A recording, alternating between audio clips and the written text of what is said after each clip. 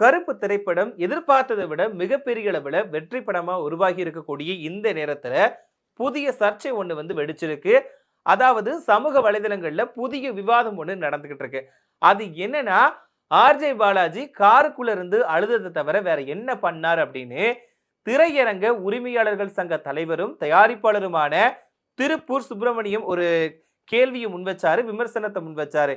இதுக்கு அந்த படத்தோட இயக்குனர் ஆர்ஜே பாலாஜி பதிலடி கொடுக்கக்கூடிய விதத்துல தன்னோட எக்ஸ் பக்கத்துல ஒரு பதிவை வந்து போட்டிருக்காரு. ஸோ இதுதான் பெரிய அளவுல விவாதத்தை ஏற்படுத்தி இருக்கு.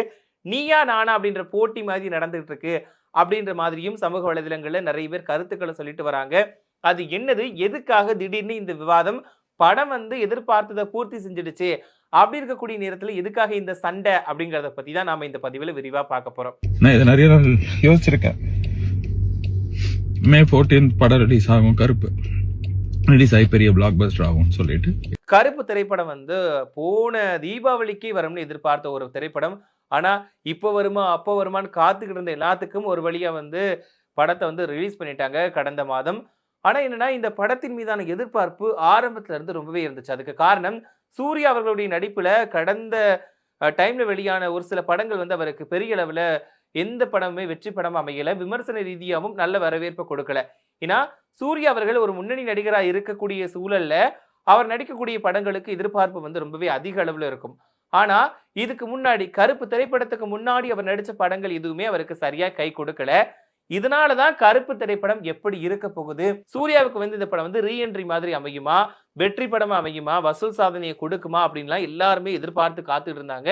முக்கியமான இன்னொரு காரணம் என்னன்னா, கருப்பு திரைப்படத்துல கருப்பசாமியை மையமா வச்சுதான் படம் இருக்குது, மதுரையை மையமா வச்சியும் அந்த மதுரை கருப்பசாமியை மையமா வச்சுதான் படம் இருக்குது அப்படின்னு சொன்னதுனால இந்த படத்தின் மீதான எதிர்பார்ப்பு வேற லெவல் அதிகரிச்சு இருந்துச்சு.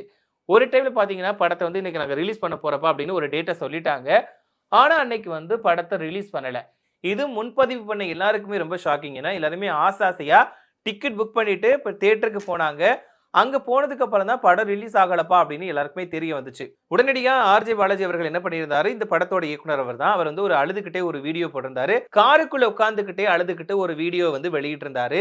என்னன்னா, என்னை மன்னிச்சுடுங்க, படம் வந்து திட்டமிட்டபடி ரிலீஸ் பண்ண முடியல, சம் ப்ராப்ளம்ஸ் அப்படின்ற மாதிரி சொல்லி அழுதுகிட்டே வீடியோ போட்டாரு. இது கொஞ்சம் பெரிய அளவுல வைரல் ஆச்சு. ஆனா அவர் அழுதுகிட்டு போட்ட வீடியோ அன்னைக்கு மறுநாளே படம் வந்து ரிலீஸ் ஆயிடுச்சு. படம் ரிலீஸ் ஆனதுக்கு அப்புறமா நல்ல வரவேற்புன்னு கூட சொல்லலாம்.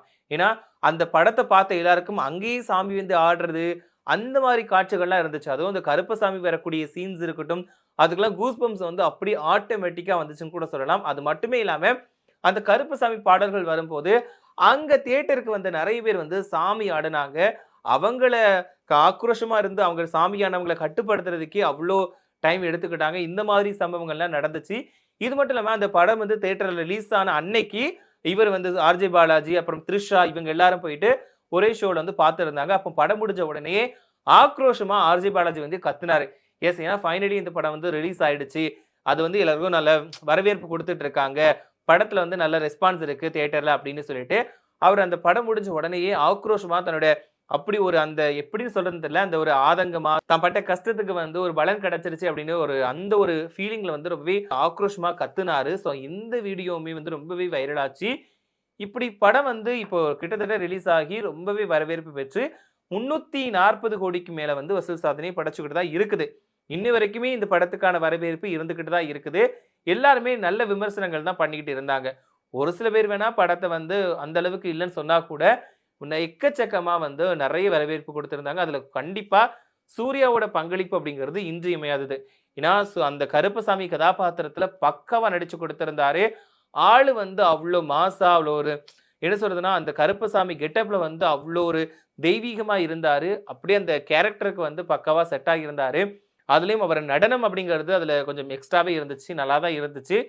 இப்படி இந்த படத்துக்கான விமர்சனங்கள் நல்லபடியா வந்துட்டு இருக்கக்கூடிய நேரத்துல அந்த திரையரங்க உரிமையாளர்கள் சங்க தலைவரும் தயாரிப்பாளருமான திருப்பூர் சுப்பிரமணியம் வந்து ஒரு பேட்டி ஒன்று கொடுத்திருந்தாரு. அவர் என்ன சொல்லியிருந்தாருன்னா, இந்த கருப்பு திரைப்படம் வெளியாகிறதுக்குள்ள நாங்க ரொம்பவே கஷ்டப்பட்டுட்டோம். ஏன்னா கடந்த தீபாவளிக்கே இந்த படத்தை வந்து ரிலீஸ் பண்றதா இருந்தாங்க. ஆனா டேட் வந்து ரொம்பவே தள்ளி தள்ளி போய்கிட்டே இருந்துச்சு. ரிலீஸ் தேதி சொன்னதுக்கு அப்புறமாவும் எதிர்பார்த்த மாதிரி ரிலீஸ் பண்ண முடியல. நாங்க எல்லாரும் அந்த டைம்ல ரொம்பவே கஷ்டப்பட்டோம். அந்த நேரத்துல எங்க கூட இருந்தது யாருன்னு கேட்டீங்கன்னா, நடிகர் சூர்யா மட்டும்தான் நாங்க எவ்வளவு கஷ்டப்பட்டோம் அப்படிங்கறத நேர்ல இருந்து பார்த்தாரு. ஆனா இந்த படத்தோட இயக்குனர் ஆர்ஜே பாலாஜி எங்க கூட துணைக்கெல்லாம் நிக்கவே இல்ல. நாங்க என்ன பண்றோம், எவ்வளவு கஷ்டப்படுறோம் அப்படிங்கறது கூட நேர்ல பார்க்கவே இல்ல அப்படின்ற மாதிரி ஒரு குற்றச்சாட்டை முன் வச்சிருக்காரு. அதே நேரத்துல அவர் என்ன பண்ணாரு, ஒண்ணே ஒண்ணு பண்ணாரு. காருக்குள்ள இருந்துகிட்டு அழுதுகிட்டு வீடியோ போட்டாரு. அதை தவிர வேற என்ன பண்ணாரு அப்படின்ற மாதிரியான கேள்வியுமே முன் வச்சாரு. இது மட்டுமே இல்லாம இன்னொரு விஷயத்தையும் சொல்லியிருந்தாரு. இப்போ வந்து படம் வெற்றி படமா அமைஞ்சதுக்கு அப்புறமா காலரை தூக்கி விட்டுக்கிட்டு இந்த படத்துக்கோட வெற்றிக்கு காரணமே நான் தான், என்னால தான் இந்த படம் வந்து வெற்றி படமா அமைஞ்சது அப்படின்ற மாதிரி வந்து ஓவரா சீன் கிரியேட் பண்ணிட்டு இருக்காரு அப்படின்ற மாதிரியுமே திருப்பூர் சுப்பிரமணியம் அவர்கள் வந்து ஒரு பேட்டியில வந்து சொல்லியிருந்தாரு. இது வந்து நிறைய விமர்சனங்களை சந்திச்சது. இது புதிய சர்ச்சையா உருவெடுத்தது. என்னன்னா ஒரு சில தரப்பினர் திருப்பூர் சுப்பிரமணியம் அவர்களுக்கு வந்து சப்போர்ட்டா பேசியிருந்தாங்க. இன்னும் சில தரப்பினர் வந்து ஆர்ஜே பாலாஜி அவர்களுக்கு வந்து சப்போர்ட்டா பேசியிருந்தாங்க. என்னன்னா ஆர்ஜே பாலாஜி வந்து வெற்றிக்கு வந்து நான் தான் காரணம் அப்படின்ற மாதிரி இப்போ ஃபுல்லா சுத்திட்டு இருக்காரு அப்படின்ற மாதிரி ஒரு சில தரப்பினர் விமர்சனத்தை வைக்கிறாங்க. இன்னொரு தரப்பினர் வந்து அவர் பாவம்பா, அவர் படம் எடுத்துட்டு ரிலீஸ் பண்றதுக்குள்ள அவ்வளோ கஷ்டப்பட்டிருக்காரு, அதனாலதான் அழுதுகிட்டு வீடியோ போட்டாரு, மன்னிப்பு கேட்டாரு அப்படின்ற மாதிரி இன்னொரு தரப்பினர் வந்து ஆர்ஜே பாலாஜிக்கு சப்போர்ட் பண்ணி போட்டுட்டு இருக்காங்க. இதுக்கு இடையில ஆர்ஜே பாலாஜி ஒரு பதிவை போட்டிருக்காரு. அதுல வந்து யார் பேரையுமே குறிப்பிடாம ஒரு பதிவை வந்து போட்டிருக்காரு. அதுதான் இப்ப வந்து விவாதத்தை ஏற்படுத்தியிருக்கு. என்ன தெரியுமா, இவர் வந்து திருப்பூர் சுப்பிரமணியம் அவர்களுக்கு தான் மறைமுகமா இந்த மாதிரி ஒரு பதிவை போட்டிருக்காரு. நான் வந்து எந்த ஒரு கஷ்டத்தையும் அனுபவிக்கல, நான் வந்து எதுலயும் துணைக்கு நிக்கலன்னு சொல்றீங்கல்ல, நான் இவ்வளவு கஷ்டப்பட்டிருக்கேன் அப்படிங்கறத வெளிப்படுத்தக்கூடிய விதமா தான் இந்த பதிவு போட்டிருக்காரு அப்படின்ற மாதிரி ஒரு சில தரப்பினர் வந்து சொல்றாங்க. அதுல அவர் என்ன பதிவு போட்டிருக்காரு அப்படின்னு பாத்தீங்கன்னா, from day one you believed in me. அந்த ஒரு நம்பிக்கை தான் என்னோட கனவை நிஜமாக்கிது. அந்த ஒரு ஆதரவே என்னோட வாழ்க்கையில புதிய பயணத்தோட தொடக்கமா மாறுச்சு. பூம் கருப்பு ஹேப்பண்ட் அப்படின்ற மாதிரி வந்து போட்டிருக்காரு. ஸோ உங்களுக்கு கொடுத்த வாக்குறுதியை இந்த மெகா பிளாக் பஸ்டர் வெற்றியா மாறுச்சு அப்படின்னு நடிகர் சூர்யா சார் இதில் இல்லாம இதெல்லாம் சாத்தியமே கிடையாது. என் வாழ்க்கையை வந்து நீங்க மாத்திட்டீங்க.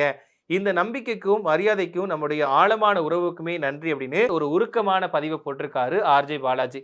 ஸோ இதை தான் அது கூட கம்பேர் பண்ணி பேசியிருக்காங்க. என்ன அந்த திருப்பூர் சுப்பிரமணியம் அவர்கள் வந்து ஆர்ஜே பாலாஜி எதுவுமே பண்ணல, அந்த வெற்றிக்கு அப்புறம் வந்து நான் தான் காரணம் அப்படின்னு சொல்லி சுத்திட்டு இருக்காரு அப்படின்னு அவர் பேசின அந்த வீடியோவுக்கு தான் ஆர்ஜே பாலாஜி திடீர்னு இப்போ இந்த ஒரு பதிவு போட்டிருக்காங்க அப்படின்ற மாதிரியான விவாதம் வந்து சமூக வலைதளங்கள்ல அதிகமா பகிரப்பட்டுட்டு வருது. எது என்னவோ படம் வந்து ரிலீஸ் ஆகி மக்கள் மத்தியில நல்ல வரவேற்பு பெற்று வசூல் ரீதியாகவும் நல்ல ஒரு வெற்றி படமா அமைஞ்சிருந்தது.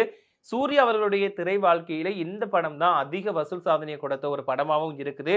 ஏன்னா படம் ரிலீஸ் ஆகி கொஞ்ச நாட்கள்லயே வந்து 200 கோடிக்கு மேல வசூல் சாதனை படைச்சிருந்தது.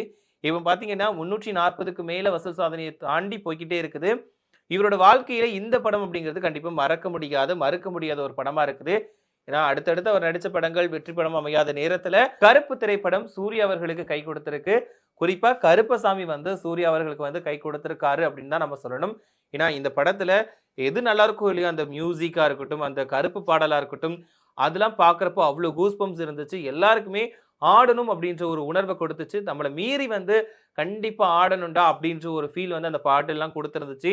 ஸோ அதுக்கு முக்கியமான காரணம் கருப்பு திரைப்படத்துல நடிகர்களையும் தாண்டி கருப்பசாமிக்கு வந்து மிக மிக முக்கியமான ஒரு பங்கு இருக்கு அப்படிங்கிறதுல எந்த விதமான மாற்று கருத்துமே கிடையாது. ஸோ இந்த விவாதத்தை பத்தி நீங்க என்ன நினைக்கிறீங்க அப்படிங்கிறதையும், கருப்பு திரைப்படம் உங்களுக்கு பிடிக்குமா அப்படிங்கிறதையும், அதுல சூர்யா சாரோட நடிப்பு எப்படி இருந்துச்சு அப்படிங்கிறதையும் மறக்காம கமெண்ட்ல சொல்லுங்க. அது மட்டும் இல்லாம கருப்பு திரைப்படத்தில் வரக்கூடிய கருப்பசாமி பாடல் உங்களுக்கு பிடிக்குமா அப்படிங்கிறதையும் மறக்காம கமெண்ட்ல சொல்லிடுங்க.